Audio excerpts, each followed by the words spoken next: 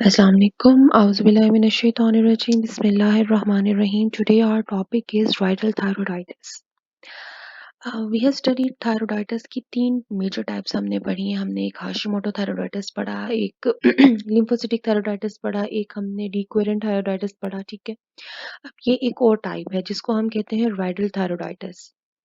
What is viral thyroiditis? It is also known as woody thyroiditis और fibrotic thyroiditis. ठीक है. Woody थायरोइडाइटिस इसको हम इसकी अपीयरेंस की बुनियाद पे कहते हैं, क्योंकि ये जब अगर ये डेवलप हो जाए तो आपका थायराइड इस हद तक सख्त स्टोनी हार्ड हो जाता है कि वो वुडी अपीयरेंस देना शुरू कर देता है. आपकी नेक के ऊपर अगर आप हाथ लगाएंगे तो आपको ऐसा लगेगा कि आप किसी दरख्त की छाल को या दरख्त को हाथ लगा रहे हैं, इतना वो हार्ड होगा. इस हिसाब से इसका नाम वुडी थायरोइडाइटिस है. इसको हम फाइब्रोटिक थायरोइडाइटिस इसकी पैथोलॉजी की बुनियाद पे कहते हैं, क्योंकि इसके अंदर बेसिकली आपके थायराइड ग्लैंड के अंदर फाइब्रोसिस डेवलप होना शुरू हो जाती है. स्वेयर फाइब्रोसिस की बुनियाद पे आप जो है ना, आपका पूरा जो थायराइड ग्लैंड है वो फाइब्रोटिक हो जाता है. इस वजह से हम इसको फाइब्रोटिक थायरोइडाइटिस भी कह सकते हैं. ठीक है. अब ये है क्या? It is a rare autoimmune disease. ठीक है. एक तो रेयर है, बहुत कम है. दूसरा it is an auto immune disease. ठीक है. इसके खिलाफ ऑटो इम्यूनिटी डेवलप होती है आपके थायराइड ग्लैंड के खिलाफ, जिसके रिजल्ट में थायरोइडाइटिस बनता है. बात वही है कि है ऑटो इम्यून, लेकिन ये हाशिमोटो टाइप नहीं है.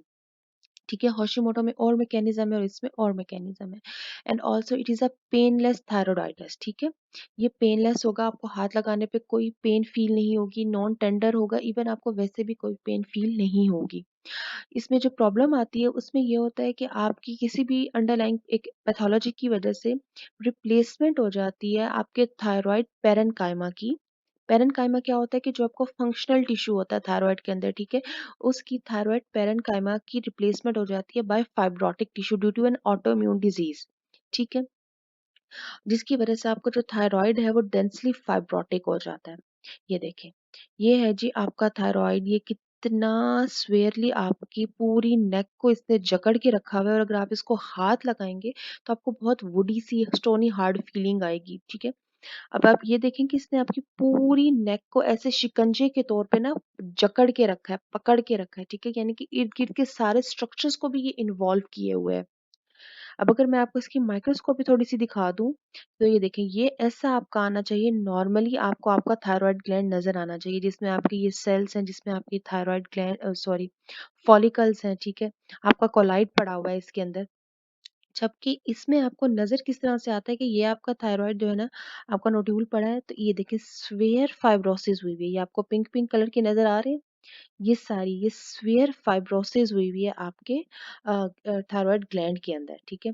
तो आप इसकी माइक्रोस्कोपी में क्या लिखेंगे? यही कि आपका जो सारा थायराइड पेरेन्काइमा है वो बेसिकली फाइब्रोटिक टिश्यू में कन्वर्ट हो गया, रिप्लेसमेंट हो गई है, स्फीयर फाइब्रोसिस हो गई है. और अगर आप इसकी ग्रॉसली फीचर्स में लिखेंगे तो यही लिखेंगे कि ये जो है ना आपका सारा थायराइड ग्लैंड ने आपकी पूरी नेक के स्ट्रक्चर्स को इन्वॉल्व करना स्टार्ट कर दिया. इसकी कंसिस्टेंसी जो है ना, it is very stony hard woody feel, ठीक है ना, आपको आना शुरू हो जाती है. अब अगर मैं आपको इसकी पैथोलॉजी एक्सप्लेन करूँ तो pathology basically it's an autoimmune disease. ठीक है. जिसकी जो बेसिकली क्या है कि it is a multifocal systemic fibrotic system. Multifocal यानी कि ये थायराइड सिर्फ इसका फोकस नहीं है, ये पूरी बॉडी में मल्टीफोकली प्रेजेंट है. ठीक है. बहुत सारी जगहों पे ये ऑलरेडी प्रेजेंट है. And it's a systemic disease. ठीक है. और फाइब्रोसिस इसमें डिवेलप हो जाती है. A systemic autoimmune disease that is related to IgG4. IgGs are your type of antibody. ठीक है. इसमें क्या होता है कि आपकी जो इस ऑटोइम्यून डिजीज में बेसिकली क्या हो रहा होता है कि आपकी जो टिश्यूज होते हैं. ठीक है. उनके अंदर इन्फिल्ट्रेशन हो रही होती है प्लाज्मा सेल्स की. ठीक है. और वो प्लाज्मा सेल्स बेसिकली आपका IgG4 प्रोड्यूस करवा रहे होते हैं, जिसके रिजल्ट में आपकी ना फाइब्रोसिस डेवलप हो जाती है उसी टिश्यू में. तो it's an autoimmune disease, multifocal systemic disease.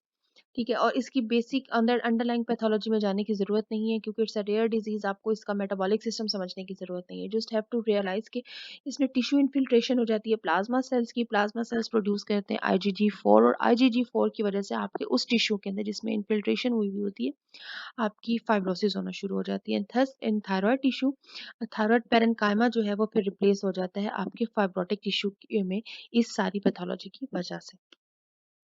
अब अगर मैं आपको एरियाज ऑफ फाइब्रोसिस बताऊं तो एरियाज ऑफ फाइब्रोसिस में क्या होता है कि एक तो अगर मैं नेक को ही ले लूं तो नेक में ये होगा कि आपकी ये अब आपका जो थायराइड ग्लैंड है वो ट्रेकिया के ऊपर पड़ा है। तो सबसे पहले जब फाइब्रोसिस होना स्टार्ट होती है ना तो ये ट्रेकिया को अपने साथ इन्वॉल्व करता है, ठीक है, जिसकी वजह से आपको डिसिप्निया के सिम्टम्स आना स्टार्ट हो जाते हैं।